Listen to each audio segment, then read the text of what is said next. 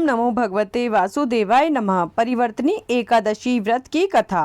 युधिष्ठिर कहने लगे कि हे प्रभु, भाद्रपद शुक्ल एकादशी का क्या नाम है, इसकी विधि तथा इसकी महिमा कृपा करके हमें बताइए। तब भगवान कृष्ण ने कहा कि मैं सभी पापों का नाश करने वाली उत्तम वामन एकादशी की महिमा तुमसे कहता हूँ, तुम इसे ध्यान पूर्वक सुनो। यह पद्मा परिवर्तनी एकादशी जयंती एकादशी भी कहलाती है। इसका यज्ञ करने से वाजपेयी यज्ञ का फल मिलता है। पापियों के पाप का नाश करने के लिए इससे बढ़कर कोई उपाय नहीं है। जो मनुष्य इस एकादशी के दिन मेरी पूजा करता है उससे तीनों लोग पूज्य होते हैं। अतः मोक्ष की इच्छा करने वाले मनुष्य इस व्रत को जरूर करें। जो कमल नयन भगवान का कमल से पूजा करते हैं वे अवश्य भगवान के समीप जाते हैं। जिसने भाद्रपद शुक्ल एकादशी को उपवास और पूजन किया उसने ब्रह्मा विष्णु सहित तीनों लोकों का पूजन किया। अतः हरिवासर अर्थात एकादशी का व्रत अवश्य करना चाहिए। इस दिन भगवान श्री हरि करवट लेते हैं, इसीलिए इसको परिवर्तनी एकादशी भी कहा जाता है। मुरलीधर के वचनों को सुनकर युधिष्ठिर बोले कि भगवान, मुझे अति संदेह हो रहा है कि आप किस प्रकार सोते और करवट लेते हैं तथा किस तरह राजा बलि को बांधा और वामन रूप रखकर क्या क्या लीलाएं की। चातुर्मास के व्रत की क्या विधि है तथा आपके शयन करने पर मनुष्य के क्या कर्तव्य हैं, इसे आप मुझे विस्तार से बताइए। तब श्री कृष्ण ने कहा कि हे राजन, अब आप सब पापों को नष्ट करने वाली कथा का श्रवण करें।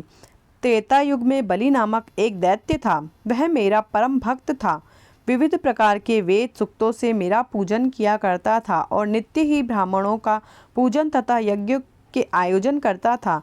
लेकिन इंद्र से द्वेष के कारण उसने इंद्रलोक तथा सभी देवताओं को जीत लिया। इस कारण सभी देवता एकत्र होकर सोच विचार कर भगवान के पास गए। बृहस्पति सहित इंद्रादिक देवता प्रभु के निकट जाकर और नतमस्तक होकर वेद मंत्रों द्वारा भगवान का पूजन और स्तुति करने लगे। अतः मैंने वामन रूप धारण करके 5वां अवतार लिया और फिर अत्यंत तेजस्वी रूप से राजा बलि को जीत लिया। इतनी वार्ता सुनकर राजा युधिष्ठिर बोले, हे जनार्दन, आपने वामन रूप धारण करके उस महाबली दैत्य को किस प्रकार जीता।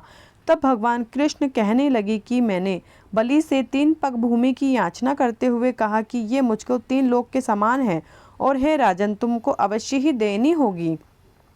राजा बलि ने इसे तुच्छ याचना समझकर 3 पग भूमि का संकल्प मुझको दे दिया और मैंने अपने त्रिविक्रम रूप को बढ़ाकर यहाँ तक कि भूलोक में पद, भुवरलोक में जंघा, स्वर्गलोक में कमर, महलोक में पेट, जनलोक में हृदय, यमलोक में कंठ की स्थापना कर सत्यलोक में मुख, उसके ऊपर मस्तक स्थापित किया। सूर्य, चंद्रमा आदि सब ग्रह गण, योग, नक्षत्र, इंद्रादिक देवता और शेष आदि सब नाग गणों ने विविध प्रकार से वेद सूक्तों की प्रार्थना की। तब मैंने राजा बलि का हाथ पकड़कर कहा कि हे राजन, एक पद से पृथ्वी, दूसरे पग से स्वर्गलोक, अब तीसरा पग कहाँ रखूं।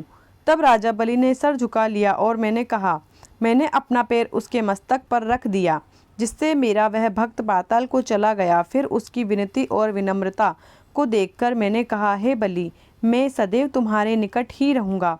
विरोचन पुत्र बलि से कहने पर भाद्रपद शुक्ल एकादशी के दिन बलि के आश्रम पर मेरी मूर्ति स्थापित हुई। इसी प्रकार दूसरी क्षीर सागर में शेषनाग के पृष्ठ पर हुई। हे राजन, इस एकादशी को भगवान शयन करते हुए करवट लेते हैं, इसीलिए तीनों लोकों के स्वामी भगवान विष्णु का उस दिन पूजन करना चाहिए।